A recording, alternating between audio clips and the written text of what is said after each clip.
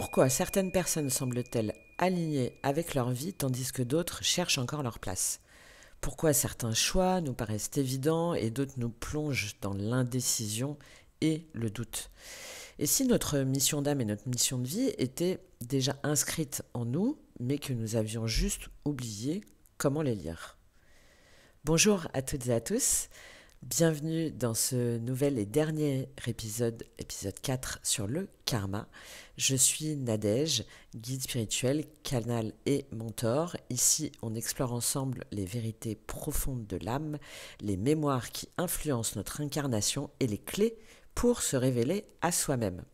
Aujourd'hui, on va plonger dans la notion de mission d'âme et de mission de vie. Quelles sont déjà les différences entre les deux? Comment savoir si l'on est aligné ou à côté de son chemin? Et quels sont surtout les outils qui nous donnent des indications précises pour pouvoir se reconnecter avec nos dons et intégrer nos mémoires pour incarner pleinement notre mission. Alors, dans les épisodes précédents, on a exploré le karma, ses lois. Tu peux d'ailleurs télécharger les 12 lois du karma avec 24 exercices associés, donc gratuitement. Je te mets en description et en commentaire. On a aussi vu les mémoires karmiques, les liens d'âme, comment les mémoires nous influencent sur un plan karmique et comment elles sont des portes vers notre évolution et comment nos liens avec les autres nous apprennent sur nous-mêmes, que ce soit à travers des connexions sacrées ou des schémas à transcender. Aujourd'hui, on va aller encore plus loin, au-delà des relations, vers ce que nous sommes venus incarner. Et tu vas avoir des outils qui vont vraiment te permettre, je pense, d'éclairer pas mal des doutes si tu en as encore. Donc déjà, avant d'aller plus loin, réfléchis à ces questions, savoir si tu as déjà le sentiment d'être appelé vers quelque chose, mais sans savoir exactement quoi. Est-ce que tu ressens des schémas récurrents dans ta vie qui t'empêchent d'avancer? Et quel talent, intuition ou aspiration profonde t'attire, même si tu ne les as jamais pleinement explorés ou si tu n'oses pas? Alors, reste bien avec moi jusqu'à la fin parce que je vais te donner des clés vraiment efficaces pour explorer ta mission d'âme et comprendre comment l'incarner dans la matière et ce, de façon globale. Alors bon, on y va, prêt à découvrir ce que ton âme est venue accomplir? Allez, c'est parti, on va commencer déjà par distinguer la mission d'âme et la mission de vie. Pourquoi est-ce que certaines personnes semblent être naturellement à leur place alors que d'autres se sentent en quête perpétuelle de sens? On voit qu'il y en a certains qui trouvent rapidement une vocation dans laquelle ils s'épanouissent, qui les fait vibrer, et d'autres qui vont multiplier les expériences sans jamais vraiment ressentir cette sensation d'alignement profond. Et tout part en fait d'une distinction fondamentale, c'est entre la mission d'âme et la mission de vie. Deux concepts qui sont proches, mais qui jouent des rôles très différents dans notre incarnation. La mission d'âme, c'est le fil conducteur de ton existence. Donc, c'est la direction générale que ton âme poursuit au fil de ses incarnations. Elle dépasse largement cette seule vie. C'est une énergie directrice, une leçon spirituelle que ton âme expérimente encore et encore dans différents contextes et sous différentes formes. Par exemple, une âme qui a connu des vies de servitude ou de soumission pourrait être venue expérimenter dans cette vie la liberté, l'indépendance et l'affirmation de soi. Une âme, par contre, qui a déjà exploré le pouvoir et l'autorité, pourrait aujourd'hui être venue apprendre la responsabilité et l'humilité. Alors, comment est-ce que tu peux déjà reconnaître ça? Si jamais tu as toujours ressenti un appel vers quelque chose de plus grand, même sans pouvoir le nommer. S'il y a des schémas qui reviennent constamment dans ta vie, qui t'invitent à évoluer dans une direction précise, à te dépasser, à transcender quelque chose. Tu te sens attiré par exemple par des domaines, des savoirs ou des activités sans forcément de raison apparente. C'est la première réflexion en fait. Quel est le fil rouge de ta vie et quelles leçons semblent se répéter encore et encore? Et c'est là que tu vas trouver ta mission d'âme. La mission de vie, c'est l'incarnation concrète de ton chemin. D'accord? La mission d'âme, ça va être une grande trajectoire spirituelle. La mission de vie, c'est l'application concrète de cette énergie dans l'incarnation actuelle. C'est-à-dire comment tu vas exprimer cette mission au travers de tes choix, de tes talents et de tes actions. Par exemple, une personne dont la mission d'âme est d'apprendre l'indépendance, si jamais on reprend l'exemple de tout à l'heure, pourrait manifester cela en devenant entrepreneur, artiste, guide spirituel, aventurier, explorateur, etc. Et une autre qui est venue pour expérimenter la transmission et la guidance pourrait être attirée par l'enseignement, la thérapie, le coaching, l'énergétique. Alors, comment est-ce que déjà tu peux la reconnaître ? C'est de te demander quelles activités te procurent un sentiment profond d'alignement et de complétude. Qu'est-ce que les autres viennent chercher naturellement chez toi sans que tu fasses d'efforts ? Et à quel moment dans ta vie tu as ressenti une évidence, comme si tout s'alignait parfaitement ? C'est vraiment ça. Quand est-ce que tu as ressenti une sensation de justesse dans ce que tu faisais ? Que ce soit pro ou pas. C'est quelque chose d'inné. Et c'est pas obligé d'être dans l'activité professionnelle. Ça peut être dans tes relations, ça peut être dans ta façon d'être, ça peut être dans ta façon de ressentir. Et c'est là qu'il y a un équilibre à trouver entre la mission d'âme et la mission de vie. La mission de vie, c'est une passerelle entre ton essence profonde, c'est-à-dire ta mission d'âme, et la réalité matérielle sociale dans laquelle tu évolues.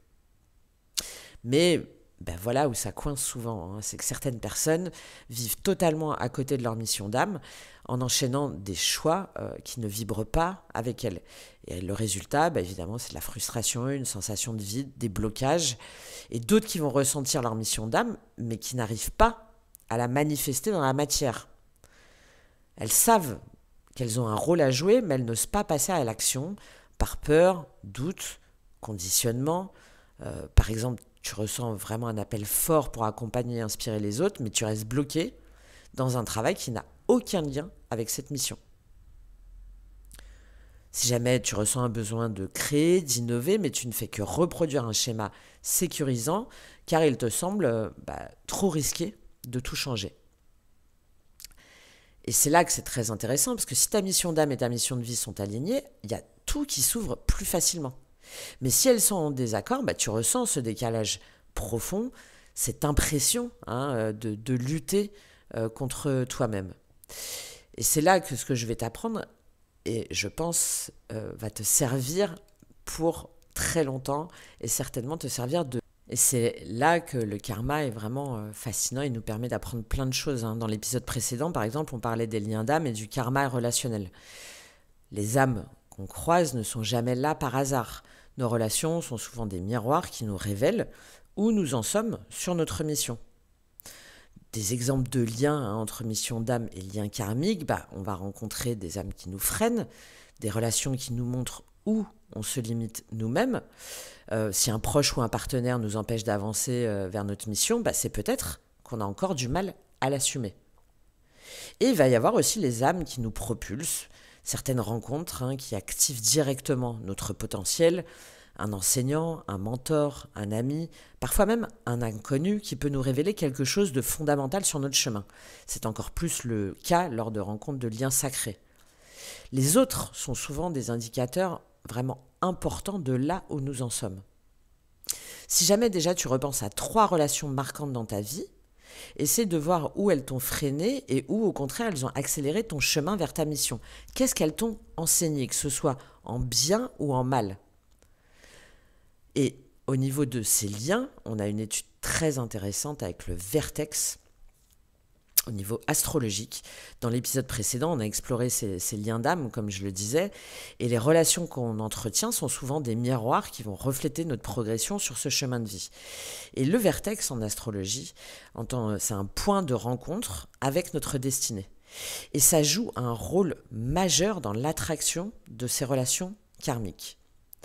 Alors, le vertex, c'est quoi ? C'est un point mathématique dans notre thème astral qui symbolise les événements et les rencontres marquantes de notre destinée. On l'appelle souvent le point du destin, car il est activé en fait lors des moments où nous faisons un choix décisif, où nous rencontrons des personnes clés qui changent notre trajectoire. Le vertex, en fait, il fonctionne comme un portail énergétique, il attire des expériences, des personnes, des situations qui nous amènent à réaliser et à incarner pleinement notre mission. Donc, il est particulièrement activé lors de rencontres déterminantes, justement, les âmes sœurs, les mentors, les guides, les liens sacrés, les relations toxiques, des événements qui bouleversent notre trajectoire, des changements de carrière, une révélation spirituelle, une transformation personnelle, ce qu'on appelle aussi des accidents de la vie, des périodes de prise de conscience accélérées où, en fait, on ne peut plus ignorer notre véritable chemin. Alors, tu vois tout de suite le lien entre le vertex et la mission d'âme. C'est que si la mission d'âme est un voyage, le vertex, c'est une porte qui s'ouvre au bon moment pour nous montrer le chemin, pour autant que tu veuilles le voir. Par exemple, une personne dont le vertex est en Sagittaire pourrait vivre une rencontre qui la pousse à voyager, à explorer de nouvelles philosophies ou à enseigner. Un vertex en Taureau pourrait, lui, ça va être plus une expérience qui l'oblige à se reconnecter avec la stabilité, l'abondance et la matérialisation.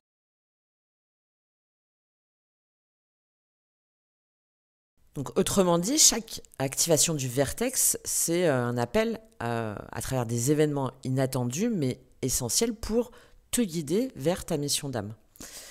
Si jamais tu repenses à une période où ta vie a basculé, par rapport à une rencontre, un événement marquant, que t'a-t-elle appris sur ta mission? Normalement, ça t'a permis de révéler une part de toi.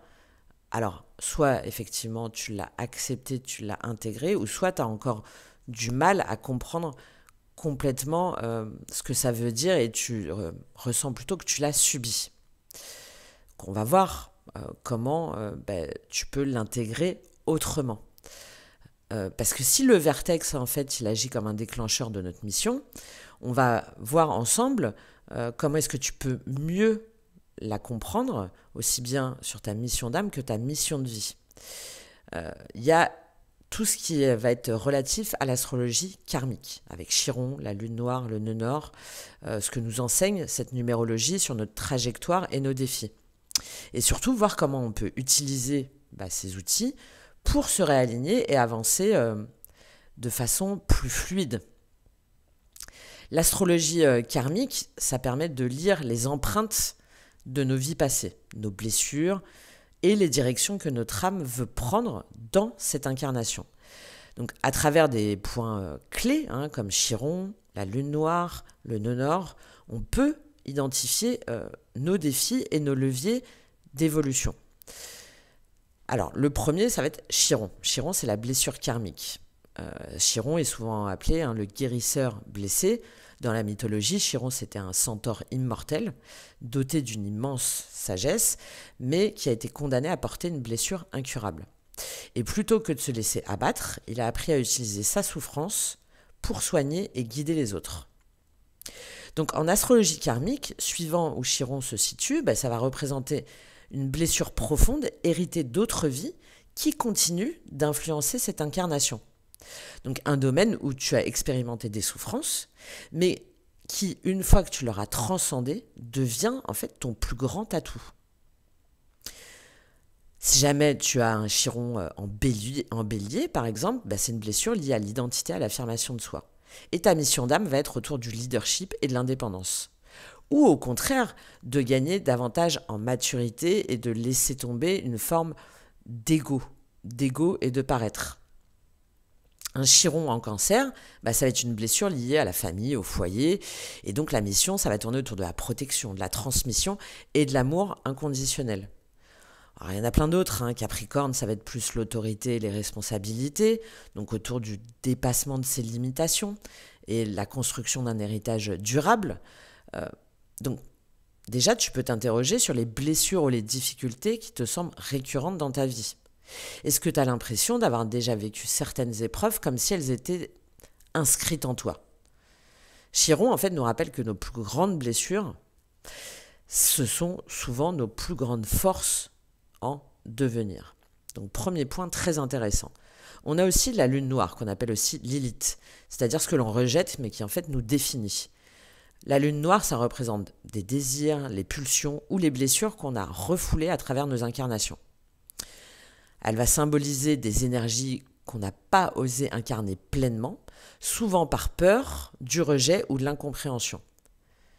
Et parfois dans les extrêmes. Si Chiron, c'est une blessure qu'on doit guérir, l'élite, c'est une part de nous qu'on doit réintégrer. Par exemple, une Lilith en Verseau, ça va être une peur d'être trop différent et un besoin de validation. Donc la mission d'âme, ça va être autour de l'acceptation de sa singularité. En Scorpion, ça va être la peur du pouvoir et de la transformation. Donc là, on va être autour de l'alchimie intérieure et de la renaissance. On peut donner un autre exemple avec la Balance, où on va être dans la peur de l'abandon, la dépendance affective. Et là, ça va être de retrouver un équilibre dans les relations et de l'amour inconditionnel. Donc, est-ce qu'il y a une part de toi que tu as toujours senti devoir cacher ou minimiser, l'ombre et la lumière? Quels sont les traits de caractère ou les désirs profonds que tu as souvent réprimés? La lune noire, en fait, elle va nous apprendre qu'on n'est pas complet tant qu'on n'accepte pas l'intégralité de notre être, de nos désirs profonds. On a aussi le nœud nord, donc la direction que notre âme veut suivre, très intéressant. Le vertex, c'est une porte du destin, et le nœud nord, c'est un peu comme une boussole qui va indiquer, cette fois-ci, la direction à prendre. C'est le point le plus important en astrologie karmique, parce qu'il va montrer l'énergie que notre âme doit incarner pour évoluer. Donc ça montre un chemin souvent inconfortable au début parce qu'il nous pousse hors de notre zone de confort karmique. Donc si jamais on a un nœud nord en taureau, on va devoir apprendre à construire, à stabiliser, à s'ancrer. En lion, ça va être de prendre pleinement sa place, à rayonner, à oser affirmer. En poisson, ça va être lâcher prise, faire confiance à l'invisible. Et le nœud sud, au contraire, il va montrer les bagages karmiques qu'on doit transcender. Si jamais on fait un thème, quand je fais des thèmes comme ça karmiques, c'est comme si la personne voyait sa vie. On va aller aussi après avec la numérologie. Comme si on rentrait en fait dans elle. C'est vraiment quelque chose de très puissant, au-delà des canalisations que je peux faire, au-delà de tous les outils. Il y a des gens qui ont besoin d'avoir des écrits, d'avoir des preuves, entre guillemets, d'avoir des infos, d'avoir des verbales. Voilà, chacun, il y en a d'autres qui vont être davantage guidés par les signes, d'autres par le coaching, d'autres par les cartes. Et là, d'un point de vue astrologique, donc plus mathématique, plus cartésien, numérologique, ça crée vraiment des portails de révélation très importants où on met le point en fait sur les failles qu'on ne doit pas ignorer. Et là déjà, toi, tu peux te demander quels sont les comportements ou les schémas qui reviennent dans ta vie comme une zone de confort. C'est qu'on t'a un petit peu challengé, les défis, les désirs qui te semblent difficiles, mais pourtant qui t'attirent. Le fait de travailler avec son nœud nord, c'est de voir comment on évolue, même si ça semble inconnu. Si jamais je te donne un exemple, par exemple, d'une personne que j'ai déjà accompagnée, donc une personne en pleine remise en question professionnelle, qui a évolué dans un secteur qui lui semblait sécurisant, en l'occurrence le secteur bancaire, mais vide de sens, et elle ressentait en fait cet appel à se réorienter vers quelque chose qui lui correspondait réellement.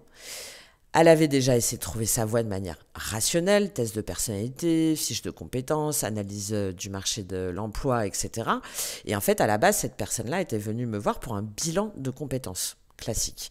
Puisque oui, j'ai été aussi consultante en bilan de compétences dans ma boîte. Donc j'étais certifiée Calliope, je le suis toujours d'ailleurs, sur des bilans de compétences plus classiques, mais j'y ai toujours ajouté ma petite touche intuitive, etc. Mais cette personne-là, quand elle est venue me voir, je lui ai dit, mais non, en fait, ça ne sert à rien de faire un bilan de compétences. Tu sais déjà tout ce que tu as en toi, tous tes savoirs, toutes tes qualifications, etc. C'est juste que tu refuses de voir ce pourquoi tu es vraiment faite. Parce qu'en gros, elle voulait vraiment se rediriger soit vers l'assurance, quelque chose de plutôt proche. Et donc, le fait de faire un coaching, un accompagnement, on est allé creuser un petit peu quand même pour voir ses centres d'intérêt, etc., avec ses pistes, voilà, quelque chose de plus, on va dire, sérieux, carré. Euh, et on en est arrivé au point où pourquoi est-ce qu'elle bloquait quand il fallait passer à l'action. Et c'est là que je lui ai proposé de faire l'astrologie karmique et aussi au niveau de la numérologie. Et on a analysé donc tout ça ensemble. Et il y a plusieurs éléments qui sont apparus clairement. Hein, il y avait un nœud nord en Sagittaire, donc elle était venue expérimenter l'enseignement, le partage de savoir et la transmission en fait d'une sagesse plus grande que soi. Et pourtant, elle restait attachée à son nœud sud en Gémeaux, hein, une forme d'indécision et de dispersion dans les petits apprentissages, sans oser faire confiance à son savoir intérieur et quelque chose de plus intellectuel. Et elle se disait qu'elle avait toujours en fait voulu être enseignante, mais qu'elle ne se sentait pas assez légitime. Et il y avait un chiron donc en maison 10, donc la carrière, la reconnaissance sociale, qui montre que sa blessure, c'était le regard des autres, la peur du jugement sur sa carrière. Dans sa vie passée, elle avait peut-être été dans une position, elle n'avait pas pu s'exprimer librement, ou son rôle dans la société avait été contraint, ce qu'on a vu ensuite après d'ailleurs, à travers une canalisation, une guidance sur des anciennes vies. Et c'est là qu'elle s'est rendue compte, voilà, elle avait la preuve, on va dire presque, que en fait, c'était surtout qu'elle ne voulait pas décevoir sa famille. En plus, une lune noire en balance qui indiquait qu'elle avait tendance à faire passer les désirs des autres avant les siens, à rechercher l'harmonie au détriment de son propre alignement. Bah oui, papa-maman étaient dans le secteur bancaire et l'assurance. Et ça expliquait ses hésitations et sa peur de prendre une direction plus affirmée.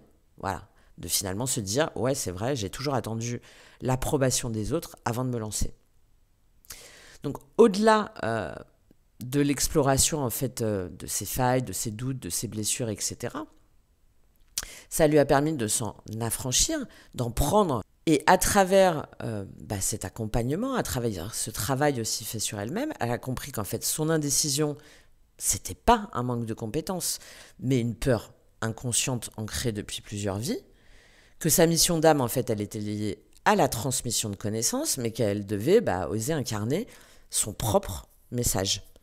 Et de dépasser ce besoin de validation extérieure pour suivre ce qui résonnait profondément en elle. Et quelques mois après, elle a lancé un projet d'accompagnement autour de la formation et la transmission du savoir en créant un format en fait qui lui ressemblait. Autour du conseil en financement participatif et équitable en ligne. Alors, c'était toujours lié à son domaine de compétences, mais d'une façon totalement différente et innovante. Donc, on voit que parfois, en fait, la mission de vie, c'est pas qu'une question de compétences, mais de blocage inconscient. D'où les limites des bilans de compétences classiques. Il y a aussi des mémoires karmiques, des influences extérieures, bref, il y a tout ça qui va rentrer en jeu. C'est pour ça que le bilan de compétences ou la reconversion, ça ne suffit pas toujours. Il faut aussi explorer ce qui, à un niveau plus profond, nous empêche de voir notre propre lumière. Ça te parle peut-être, si jamais toi tu as vu que ce n'était pas une question de capacité, mais en fait, il y a certainement un schéma inconscient derrière qu'il te reste encore à déchiffrer. Et c'est là que j'en viens à un autre outil qui est aussi assez important pour nous aider à décrypter notre trajectoire, c'est la numérologie karmique. L'astrologie, ça va nous montrer les énergies cosmiques. La numérologie, ça va nous révéler sur notre vibration, en fait, notre vibration intérieure et notre chemin de vie. Chaque nombre porte une fréquence. Si tu me suis un peu, tu sais que j'aime beaucoup ça. Il y a un code énergétique qui influence notre trajectoire. Le chemin de vie, c'est l'axe principal de ton incarnation. Par exemple, si jamais on prend le premier calcul le plus simple, ça va représenter ton essence, tes défis, tes dons et l'expérience centrale que ton âme est venue incarner. Alors, comment est-ce qu'on le calcule? On additionne tous les chiffres de ta date de naissance jusqu'à obtenir un nombre entre 1 et 9, ou un des nombres maîtres 11, 22, 33. Donc, si tu es né le 15 août 85, tu vas faire 1 plus 5 plus 0 plus 8, etc. Okay, et ça va te donner un chemin de vie en 1. Donc, si jamais tu as un chemin de vie en 1, tu vas avoir une capacité de leader, de pionnier, mais tu commences. C'est une affirmation d'indépendance. En 3, on va être sur de la création, de l'expression, la mission de transmission aussi, de joie. En 7, on va être sur de la transcendance, du spirituel, de l'introspectif, une mission de recherche, de sagesse. En 9, on est sur de l'altruisme, de l'humanitaire, de transmission et d'amour inconditionnel. Donc, ton chemin de vie, c'est ta manière naturelle d'interagir avec le monde et les défis que tu dois transcender pour t'épanouir pleinement. Il y a parmi donc, ces chemins de vie des nombres maîtres. Donc là, on est sur des missions d'âme directement connectées au spirituel, qui portent une énergie spirituelle plus intense et qui indiquent souvent des missions d'âme particulières. On va avoir le 11, où là, on est sur l'inspirateur, visionnaire, une mission de canalisation spirituelle et d'illumination des autres, avec le risque de confusion, puisqu'on est sur le premier nombre, donc cette canalisation parfois peut apparaître de manière très puissante, et souvent d'ailleurs Lilith là est assez intéressante parce qu'on a ce risque de s'y perdre. On a ensuite le 22, donc là c'est le bâtisseur, chiffre 4, créateur d'infrastructures durables, des missions de manifestation, de structuration du monde spirituel dans la matière. Et on a ensuite le 33, là on est sur le maître guérisseur, sur l'amour universel, la mission de guidance et de service aux autres. Donc si jamais déjà tu as un nombre maître, selon le nombre de ta numérologie, parce qu'il n'y a pas que le chemin de vie, je vais en parler rapidement, tu es appelé à influencer d'une manière ou d'une autre et à guider les autres sur un chemin plus grand. Et souvent, tes défis vont être plus intenses parce que ton âme a choisi un parcours plus exigeant. Alors, si tu as un nombre maître, est-ce que tu ressens cette intensité dans ton parcours de vie, par exemple ? J'en parlerai là lors de la masterclass que je te propose, on en parlera après. On a aussi les dettes karmiques en termes de numérologie, là c'est les épreuves à transcender.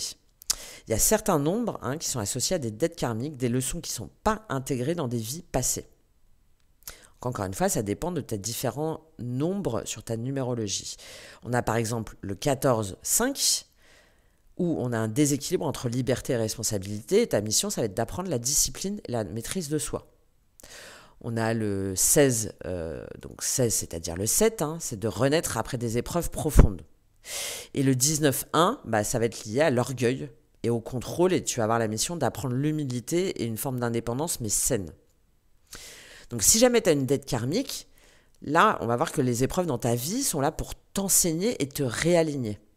C'est pas une condamnation, c'est au contraire la clé pour transcender ton karma et évoluer spirituellement.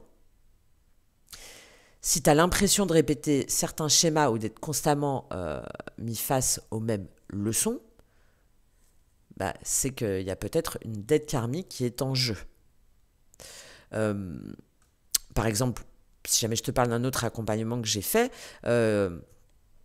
quelqu'un qui avait l'impression de toujours stagner, toujours être en échec. Voilà.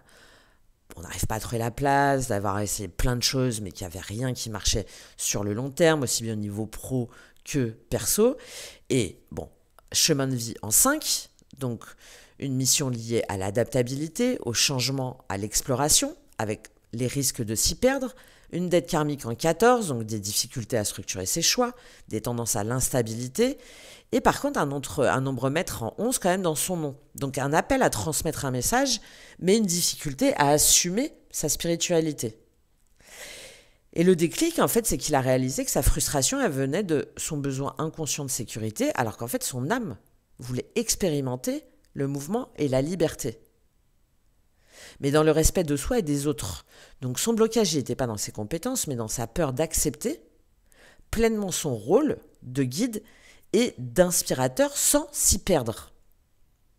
D'accord ? Qu'aujourd'hui, en fait, il accompagne les autres dans des transitions de vie et il a trouvé une activité où il peut voyager tout en transmettant son savoir. Ok, il est sur une activité de nomade. Mais il a dû apprendre à équilibrer son ego. C'était en partie sa dette karmique. Et en plus, avec un nombre en 11 sur son nom. Donc il a fallu qu'il fasse quand même un travail de transcendance, de guérison de l'ego. Pourquoi est-ce que cet ego se révélait? Bon voilà, ça peut se voir dans les vies passées, etc. etc. Tu as compris un peu l'optique. Peu importe l'outil, l'objectif, c'est la compréhension. Ok? Le chemin de vie, c'est un des nombres fondamentaux en numérologie karmique. Mais comme je te l'ai dit, ce n'est pas le seul. Il y a de nombreux autres calculs. Il y a par exemple le nombre d'expressions sur notre potentiel et notre manière de l'exprimer au monde. Il y a le nombre de réalisations qui va être sur notre accomplissement global, le nombre personnel qui va être sur les tendances annuelles et mensuelles, très très intéressant aussi. Mais voilà, l'objectif, c'est pas de passer en fait son temps à tout rechercher sans jamais avancer, c'est d'identifier les outils en fait qui résonnent vraiment avec toi. Pour moi, de ne pas passer à côté, parce que c'est vraiment très révélateur, mais qui vont ensuite t'aider à avancer de façon concrète. Et c'est là qu'un regard extérieur, évidemment, ça peut être un puissant déclencheur. C'est pourquoi, si jamais tu fais appel à un professionnel, alors évidemment comme moi, mais il y en a plein d'autres, pour y voir plus clair, un regard extérieur va souvent permettre de prendre des décisions, de déceler des choses aussi, qui souvent nous échappent quand on est dans sa propre... En fait, cette personne, elle va avoir une vision plus objective, plus neutre. Dans l'écoute aussi, elle va empêcher que toi-même, tu écoutes tes petits guides d'auto-saboteurs et de t'amener par toi-même à comprendre. D'accord? De pouvoir ensuite être toi-même guidé et non pas rester enchaîné. L'astrologie, la numérologie, le karma, le tarot, les soins énergétiques, le développement personnel, tous les outils en fait de développement personnel et professionnel, en fait, ils sont là pour nous éclairer et pas pour nous enfermer. Apprendre, comprendre, s'harmoniser, se révéler, s'épanouir, oui, mais avant tout, vivre et vibrer. Pour évoluer, pour transcender, pour s'ouvrir à soi-même, à son potentiel. Et si jamais on passe son temps en fait à chercher, à décortiquer, à vouloir tout comprendre avant d'oser bouger, on finit par tourner en rond et à jamais expérimenter la vraie transformation. Donc à chaque fois qu'on a des outils qui vont être là pour nous guider, pour nous révéler, de faire ce petit pas. Le chemin, il se fait en marchant. De comprendre que l'essentiel, c'est pas dans la quête infinie, mais c'est dans l'instant, dans l'expérience, dans l'incarnation. Une fois que tu as toutes ces clés, tous ces outils, toutes ces prises de conscience, comment est-ce que tu vas pouvoir les activer, les manifester? Parce que comprendre, ça ne suffit pas, tu as bien compris. Derrière, il faut l'incarner et le manifester dans la matière. Donc, comment est-ce que tu peux récupérer ces dons, tous ces talents qui sont en toi? Comment est-ce que tu peux te libérer de ces énergies stagnantes, de ces mémoires limitantes? Et comment transformer toutes ces révélations en une véritable évolution spirituelle et matérielle, le cœur de ma chaîne. Déjà, les dons cachés, c'est-à-dire ces capacités oubliées mais que tu n'as pas perdues. Nos dons et nos talents, ils ne sont pas toujours visibles à première vue. Beaucoup d'entre nous ont des capacités enfouies, bloquées par des peurs karmiques, des traumatismes ou des conditionnements sociaux et familiaux. Là, je parle que du karma, mais il y en a bien d'autres. Donc, c'est pour ça qu'à vouloir tout démêler, on risque de s'y perdre. Donc, déjà, de comprendre pourquoi est-ce que certains talents, ils restent cachés. On peut avoir des mémoires de persécution, des âmes qui ont été persécutées dans d'autres vies pour avoir utilisé leurs dons, de guérison, de clairvoyance, de transmission spirituelle. Les blocages familiaux, sociétaux, culturels, un don qui peut être refoulé si l'environnement dans lequel on grandit ou dans lequel on a grandi ne valorise pas, on le perçoit comme une menace. Donc avec ces peurs inconscientes d'être rejeté, de ne pas être légitime, d'échouer. Ça peut être le cas d'un magnétisme naturel mais qu'on n'a jamais exploré. D'une intuition très forte mais que l'on n'ose pas écouter. Une créativité, mais qui a été réprimée par des injonctions extérieures. Il y en a plein d'autres. Une capacité innée à comprendre et à guider les autres, mais qui a été mise de côté par peur de ne pas être assez formée. Donc déjà, on peut voir d'où vient ce blocage de la légitimité du syndrome de l'imposteur. Hein, une personne, par exemple, que j'ai déjà accompagnée, qui a toujours été fascinée par la guérison énergétique et l'accompagnement des autres. Donc depuis l'enfance, elle ressent les énergies des personnes autour d'elle, elle sait exactement où se trouvent les tensions dans le corps. Pourtant, elle n'a jamais osé en faire quelque chose. Et puis bon, en plus avec ses étiquettes, voilà, évidemment hypersensible, empathe, bah, elle s'est sentie attirée par cette voie, mais aucun diplôme en thérapie ou en médecine. Et elle se demandait ce qu'elle pouvait faire pour proposer quelque chose aux autres. En se sentant évidemment illégitime. Une lune noire en vierge, donc ce sentiment de ne pas être assez compétente, un besoin de tout valider par la rationalité et la reconnaissance extérieure. Un chiron en maison 3, une blessure liée donc à l'expression personnelle, la difficulté de se sentir écoutée et prise au sérieux dans ses apprentissages, d'où souvent des murs qu'elle avait mis autour d'elle. Et dans ses vies passées, il y avait un nœud dans Capricorne, donc un problème sur la valeur, sur la reconnaissance sociale et les diplômes. Et donc, elle a compris qu'en fait, que son besoin de validation extérieure l'empêchait de voir ce qui était déjà en elle et l'enfermait en plus. Et elle a expérimenté son magnétisme d'abord sur des proches et les résultats ont confirmé qu'elle n'avait pas besoin d'un titre pour que son don fonctionne. Elle a commencé à tester, à apprendre, à structurer sa pratique à sa façon, sans attendre une certification extérieure pour se sentir légitime. Attention, ça ne veut pas dire qu'elle ne s'est pas formée, mais elle n'avait pas besoin absolument d'avoir le dernier diplôme le plus cher du monde et le plus reconnu. D'accord ? Elle a continué à se former pour nourrir son savoir. Donc là, on voit que ce n'est pas finalement un manque de compétences qui la bloquait, mais une mémoire de conditionnement qui lui faisait croire qu'elle n'était pas prête ou pas assez. Donc toi, c'est pareil, si jamais tu ressens un domaine où tu ressens un appel, mais où tu freines en cherchant une validation extérieure, des choses que tu ressens profondément en toi, mais que tu n'as jamais osé explorer, sur des capacités spontanées qui t'ont même peut-être parfois surprise, mais que tu vas rationaliser ou minimiser. C'est intéressant de faire cette réactivation. Comment est-ce que tu peux activer ces dons, récupérer ces talents, réactiver un don caché, c'est comme raviver cette flamme intérieure qui a toujours été là. Ça demande déjà de la conscience, de la compréhension, de l'identification, comme je le dis, mais derrière de l'expérimentation et un travail sur soi pour lever ces blocages. Donc ça peut passer une exploration par le corps. Certaines capacités sont énergétiques et nécessitent d'être réveillées par exemple par des pratiques comme le yoga, la danse, le qigong. Ça peut être par des voyages intérieurs, des méditations régressives qui vont permettre d'accéder aux mémoires enfouies et de reconnecter avec des capacités oubliées. On peut être aussi avec un travail avec les rêves, avec l'inconscient. Nos rêves vont souvent révéler des talents latents ou des messages clés sur nos peurs, sur notre subconscient. Lilith, la lune noire, très intéressant. Et une déprogrammation des mémoires limitantes pour identifier et libérer les peurs et les blocages qui nous empêchent d'utiliser notre plein potentiel. Je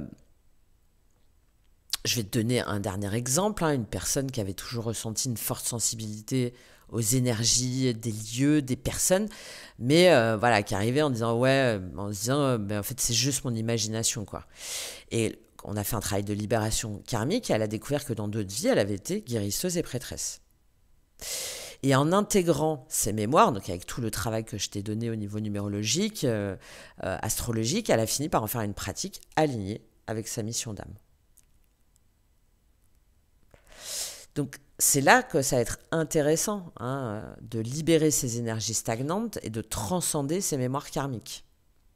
Parce que les blocages liés à nos dons ne sont pas, ils vont être bloqués dans nos différents corps, j'aurai l'occasion de revenir là-dessus, dans notre aura, dans notre ADN énergétique. Donc pour s'en libérer, c'est à toi en fait de voir aussi les éléments, voir avec quel élément, suivant tes placements, aussi tu es le plus à l'aise, la terre, le feu, l'élément eau, l'élément air, et de faire par exemple du Reiki, le magnétisme, un travail sur les chakras. Sur les chakras, en fait, chacun ressent cette mémoire du corps qu'il appelle le plus. Hein, ça va être ce travail avec les éléments naturels. La connexion avec l'eau pour l'émotionnel, la terre pour l'ancrage, le feu pour la transformation, mais au-delà de ça, par rapport à ton profil énergétique. Et ça va amener en fait des rituels aussi qui sont possibles de libération karmique. Ça peut passer par l'écriture intuitive pour certains, des rituels de coupe énergétique, un travail vocal et vibratoire, des mantras, les sons, les fréquences énergétiques. Là encore, tout dépend un petit peu de ton profil d'âme. Si je peux le résumer un peu comme ça. Et c'est ce qui va permettre ensuite de comprendre ta mission, d'activer tes dons. Alors ensuite, comment l'incarner pleinement? Parce que la mission d'âme, elle ne se vit pas uniquement dans l'énergétique ou le spirituel. Elle doit aussi s'ancrer dans la matière. Donc, quelles sont les clés pour l'intégrer? C'est de créer une pratique alignée avec ton don. Par exemple, une personne intuitive peut proposer des guidances. Une personne créative peut transmettre son savoir à travers l'art. C'est aussi savoir s'entourer de personnes qui encouragent cette évolution, essentielle d'éviter ceux qui projettent leurs propres peurs et limitations. D'expérimenter sans pression de résultat, oser explorer, ajuster, évoluer, sans chercher la perfection immédiate, oser échouer. Et fixer des intentions et des actions concrètes pour ancrer cette mission dans le quotidien. Si là, aujourd'hui, tu pouvais tout recommencer sans contrainte, qu'est-ce que tu ferais? Quel premier pas tu peux faire aujourd'hui pour incarner davantage ta mission? J'espère que ce dernier épisode sur le karma t'a apporté des informations utiles pour toi, pour ton chemin, pour la quête vers ton soi authentique. Si c'est le cas, merci par avance de liker, partager, de commenter pour que si plus de personnes puissent avoir le message.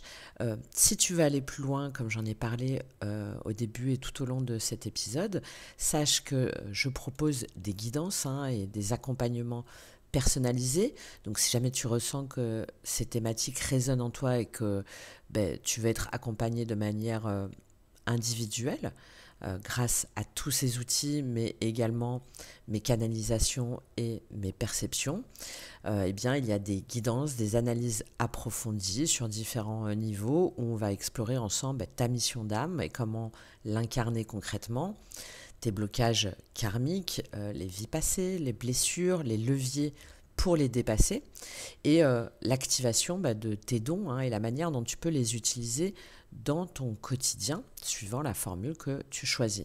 Donc si tu ressens cet appel, contacte-moi pour réserver ta guidance et ouvrir un nouvel espace d'évolution dans ta vie. Tout est en description et dans ma bio.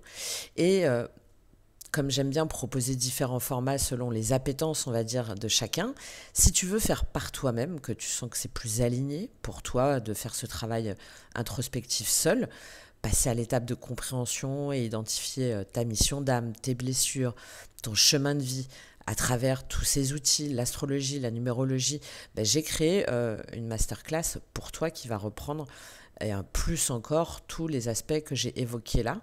Donc c'est une session immersive en précommande de 2h30 qui sera disponible ce vendredi 21 février où tu vas pouvoir donc décrypter ton thème astro et ton nœud nord et tout ce dont on a parlé, identifier tes blessures karmiques et comment les transcender, comprendre ta numérologie et les leçons que ton âme est venue intégrer et repartir avec une vision claire de ton chemin et de tes prochaines actions avec un PDF récapitulatif.